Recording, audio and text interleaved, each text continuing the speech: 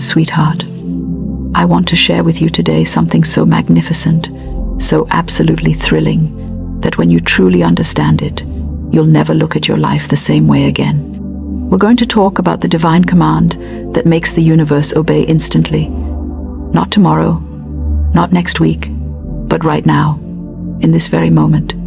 You see, most people go through life thinking they're at the mercy of circumstances, tossed about like a leaf in the wind. They say things like, well, that's just my luck, or nothing ever goes right for me, or my personal favorite, what will be, will be. Oh, how that makes me chuckle. Because what they don't realize is that they've been giving commands to the universe all along. The only trouble is they've been giving the wrong ones. The universe, you see, is like the most obedient servant you could ever imagine. It doesn't argue with you. It doesn't question your judgment. And it certainly doesn't say, "Are you sure about that?" It simply says, "Yes, Master," and gets busy creating exactly what you've commanded. The problem is, most of us have been unconscious commanders, sending out mixed signals faster than a telegraph operator having a nervous breakdown. Let me tell you a story about a woman I knew. Let's call her Mrs. Worry-a-Lot. She came to me absolutely beside herself because, as she put it, everything always goes wrong in my life. I listened to her for about 10 minutes. And do you know what I heard? Command after command after command to the universe for things to go wrong. "I just know this won't work out," she'd say. "I'm sure something terrible will happen. I always mess things up." My dear, she was ordering disaster like it was the daily special at her favorite restaurant. So I said to her, "My good woman, you've been commanding the universe quite successfully. The only problem is, you've been commanding all the wrong things." She looked at me as if I'd suggested she take up tightrope walking. But here's the beautiful truth. The same power that was creating her problems could create her miracles. She just needed to change her commands. Now you might be wondering, what exactly is this divine command? Well, it's simpler than you think, and more powerful than you can imagine. It's the spoken word backed by unwavering faith. Not hope, mind you, not wishful thinking, but absolute rock-solid faith that knows, without a shadow of a doubt, that what you speak must come to pass. The Bible tells us that God said, "Let there be light," and there was light. He didn't say, "Well, let's see if we can get some light going here," or, "I hope this light thing works out." He commanded, and it was done. And here's the magnificent part. We're made in His image. That same creative power flows through us. We are co-creators with the divine, armed with the same tool that spoke the universe into existence, the Word. But here's where it gets interesting, and where most people trip themselves up. They think they can speak one way and believe another. They'll say their affirmations in the morning, "I am prosperous and successful," and then spend the rest of the day telling anyone who'll listen about how broke they are and how nothing ever works out. It's like ordering chocolate cake and then immediately shouting, "Cancel that! Bring me liver and onions." The poor universe doesn't know whether to laugh or cry. The divine command requires what I call single-mindedness. Your thoughts, your words, and your beliefs must march in the same direction, like a well-trained army. When they're all aligned, pointing toward the same goal, that's when miracles happen so fast it'll make your head spin. Let me share another story. There was a man who came to me, absolutely convinced he was meant to be poor. "I come from a long line of poor people," he said.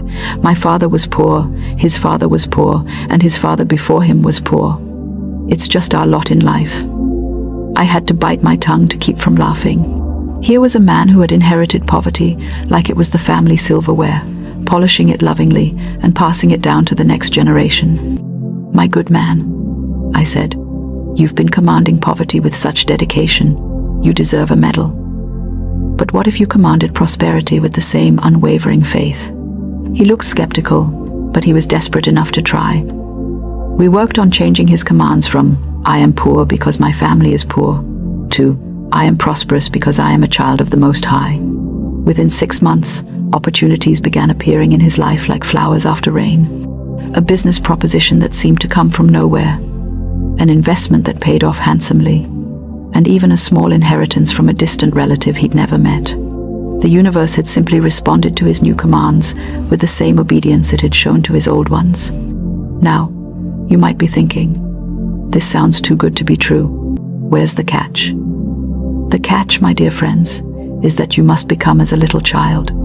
Children don't doubt. When a child decides they're a princess or a superhero, they don't stop to analyze the probability of royal blood or the physics of flying. They simply are what they say they are, with complete and utter conviction. We grown-ups, with all our education and experience, have learned to doubt. We've been taught that being realistic is a virtue, that dreaming big is childish, and that we should expect less so we won't be disappointed.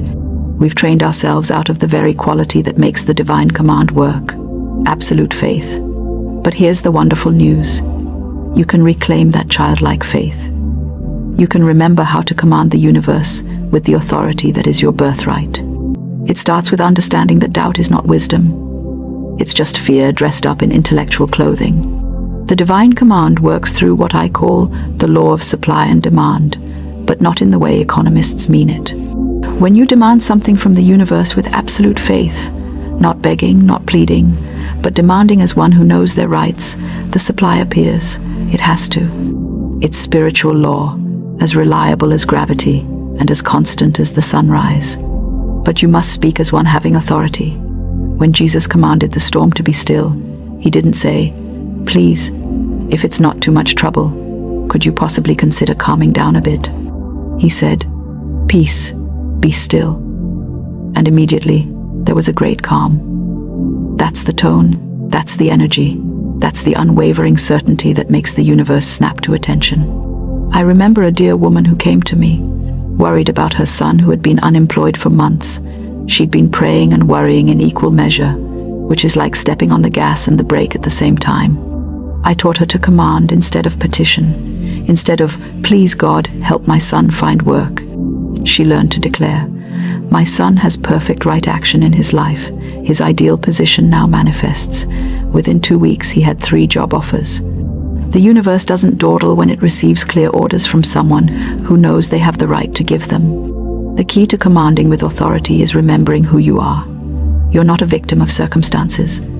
You're not at the mercy of the economy, the government, other people's opinions, or any other external condition. You are a spiritual being having a human experience, equipped with the same creative power that fashioned the stars and set the planets in motion.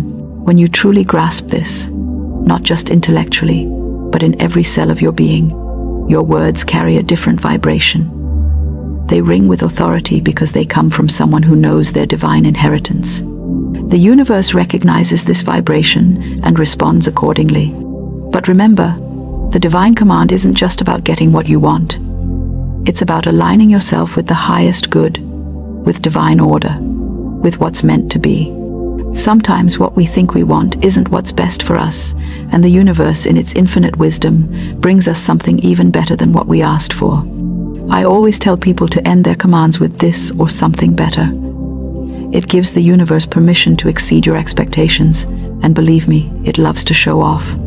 You might command a new job and receive a business opportunity that makes you your own boss. You might command healing and find not just physical wellness but emotional and spiritual transformation as well. The most important thing to remember is that the universe is always saying yes to you. It's saying yes to your fears, yes to your doubts, yes to your limiting beliefs, and yes to your grandest dreams. The choice of what it says yes to is entirely up to you. You are the commander, and the universe is your willing servant. So starting today, beginning right now, I challenge you to become conscious of your commands. Listen to your words, watch your thoughts, and notice what you're ordering from the cosmic kitchen. Are you commanding lack or abundance, sickness or health, failure or success, love or loneliness? Whatever you've been commanding unconsciously, you can change consciously. The power is in your mouth, backed by the faith in your heart, supported by the truth of your divine nature. You are not here to be small, to struggle, to barely get by. You are here to demonstrate the magnificence of the creative power that flows through you. Remember, my dear friends, every time you speak, you're either commanding the universe to expand your good or contract it. There's no neutral ground. So why not command miracles? Why not demand the best life has to offer? Why not speak with the authority of one who knows they are beloved children of the Most High, entitled to every good thing? The divine command that makes the universe obey instantly isn't some mystical secret known only to a chosen few. It's your birthright, your inheritance, your natural spiritual technology. Use it wisely, use it boldly, and use it with love. Start with something small if you must, just to build your faith muscles. Command a parking space, a green light, or a beautiful day. Watch how quickly the universe responds when you speak with conviction rather than hope. Then gradually work up to the bigger things: perfect health, abundant prosperity, ideal relationships, meaningful work. The universe is waiting for your commands, my friends. It's been waiting your whole life. So what are you waiting for? Step up to your divine authority. Speak your word with power. Command your good to manifest now. The universe is listening, and it's ready to obey instantly.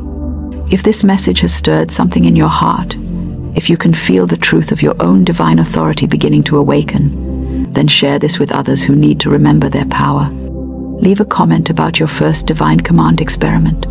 Subscribe for more wisdom about living the abundant life that's your spiritual inheritance. And remember, you're not just a human being hoping for the best. You're a divine commander, and it's time to start acting like it. The universe is saying yes to you right now. What will you command it to create?